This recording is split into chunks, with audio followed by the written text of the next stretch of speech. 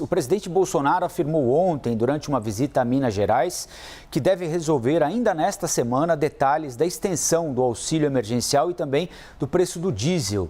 Sobre esse assunto, nós vamos conversar agora com a economista, mestre em administração pública, Beatriz de Araújo. Beatriz, bom dia, obrigado pela entrevista aqui para a CNN.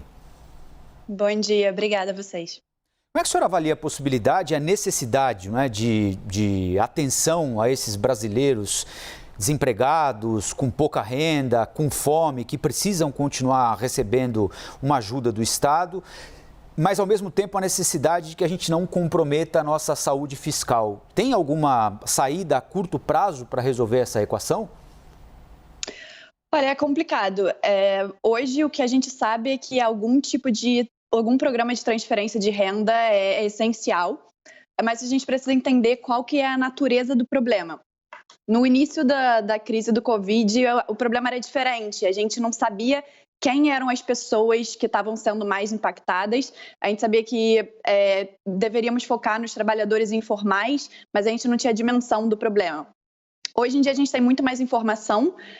O problema econômico é de natureza um pouco diferente, porque o que a gente está vendo agora é uma situação de desemprego não só temporário, mas de desemprego estrutural e da fome. Então, é fato que a gente precisa de um programa de transferência de renda. Agora, realmente, o que você falou é o ponto-chave. Hoje, a gente não tem espaço orçamentário para um programa que aumente o benefício num valor muito alto.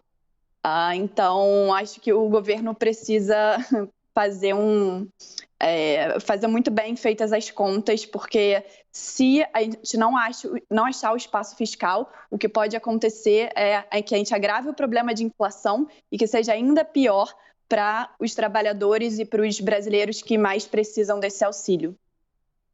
Beatriz, para além do quanto se paga, a gente tem a questão de a quem se paga. Durante a pandemia, nós descobrimos o que o ministro Paulo Guedes resolveu chamar de invisíveis, o nome que pegou, né? São aquelas pessoas que não estavam no radar dos programas emergenciais. E essas pessoas continuam na mesma situação, ainda continuam com problemas, muitas delas são os informais, né? Até cresceu o número de informais. Como contemplar essas pessoas e também ter um saneamento das contas públicas ao mesmo tempo? Sim, hoje essa situação é muito difícil porque a gente sabe que, do ponto de vista técnico, os programas de transferência de renda que têm resultados melhores são os programas condicionais. Então, é uma transferência que venha com alguma exigência de ter filhos na escola ou de participar de outros programas. E, na verdade, a natureza do auxílio emergencial ele é um programa sem condições, sem condicionalidades.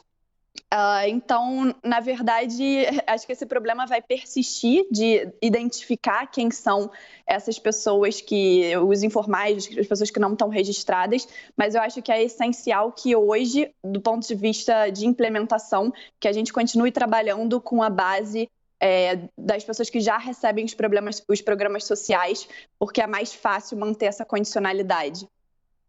Beatriz, a Priscila Asbeck, que é a nossa analista de economia, quer fazer uma pergunta para você também. Priscila, bom dia. Bom dia, Colombo, Lu. Obrigada, Beatriz, pela entrevista.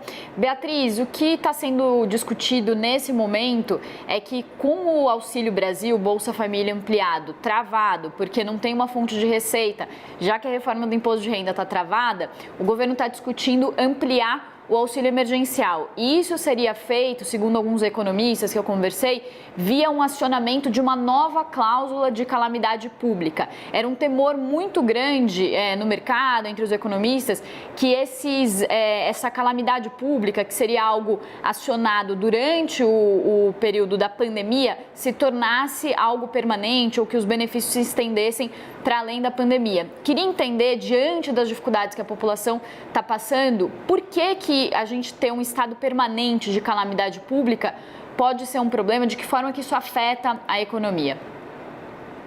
Sim, na verdade, a gente sabe que hoje a situação é muito diferente do início da pandemia, então, na verdade, não se justifica manter um estado de calamidade do ponto de vista técnico, porque a gente já sabe quem que são as pessoas que são mais afetadas, a gente sabe como deveria atingir essas pessoas.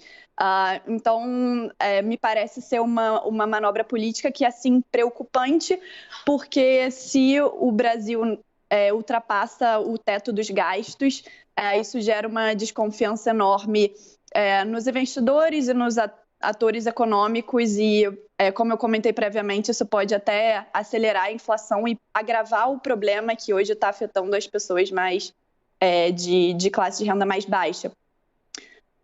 Beatriz, a gente estava falando agora há pouquinho também sobre o preço do diesel, né? E o governo está muito pressionado, os caminhoneiros ameaçando uma paralisação dia 1º, se não houver alguma decisão do governo. Agora, que decisão pode ser essa?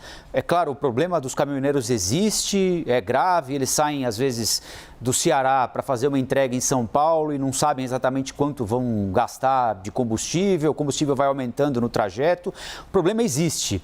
Existe solução tão rápida como querem os caminhoneiros por um problema que parece, para a gente que acompanha de longe, muito complexo?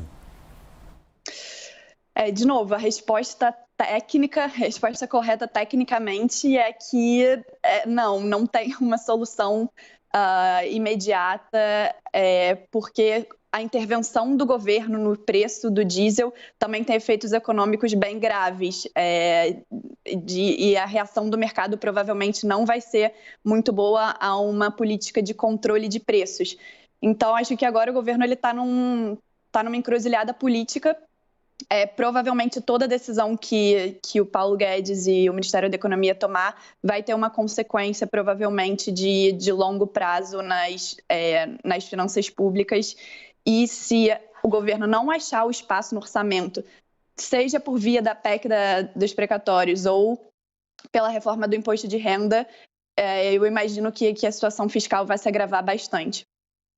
Beatriz, considerando só a situação da população mais pobre, e aí você pode considerar também quem depende de auxílio, mas estou falando de uma gama da população que está desempregada, que está convivendo com o aumento do preço dos combustíveis, que tem o pãozinho, hoje a gente anunciou aqui que o pãozinho subiu também de valor porque o trigo é em dólar, então o dólar subindo impacta. Considerando essa situação que é tão complexa, o que é possível fazer além de transferência de renda, que como você disse, pode ainda piorar a inflação, e aí a gente está numa situação de um círculo que não é um bom círculo para a população mais pobre. O que se pode fazer além da transferência de renda? O que o governo tem que estar pensando nesse momento para melhorar a situação de quem realmente está precisando comer?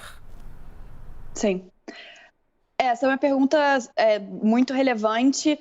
Acho que a gente tem que pensar no curto prazo e no longo prazo. No curto prazo, provavelmente qualquer solução ou política que o governo decida, provavelmente vai ter algum impacto, como eu falei, nas contas nacionais, mas precisa ser feito, né? Como você falou, é uma crise de fome e a gente precisa fazer alguma coisa com essas pessoas. Mas quando a gente pensa um pouco mais no longo prazo, além da transferência de renda, é importante e da ampliação do benefício, porque hoje a gente também sabe que o benefício tanto do Bolsa Família quanto do próprio auxílio emergencial, ele provavelmente não vai chegar ao mínimo suficiente para garantir o bem-estar dessas famílias, dessas pessoas. Além disso, a gente também precisa pensar quais são os serviços adicionais que esses programas podem oferecer para essas pessoas, porque hoje o que a gente tem no Brasil é um problema de produtividade muito grande, e a gente precisa dar as condições, a capacitação também para que as pessoas consigam voltar a se inserir no mercado de trabalho de uma forma produtiva. Então, a gente pode pensar aqui em programas de formação, a gente pensa também muito em programas de saúde, porque um dos motivos pelos quais os trabalhadores também não conseguem voltar a serem produtivos e se inserirem na economia são por motivos de saúde. Então, acho que a condicionalidade também desse dinheiro está atrelada a alguns serviços públicos importantes para o desenvolvimento no longo prazo. Nós conversamos aqui na CNN com a Beatriz Araújo, que é economista, mestre em administração pública. Muito bom dia, obrigado pela entrevista, bom trabalho, até a próxima. Obrigada a vocês.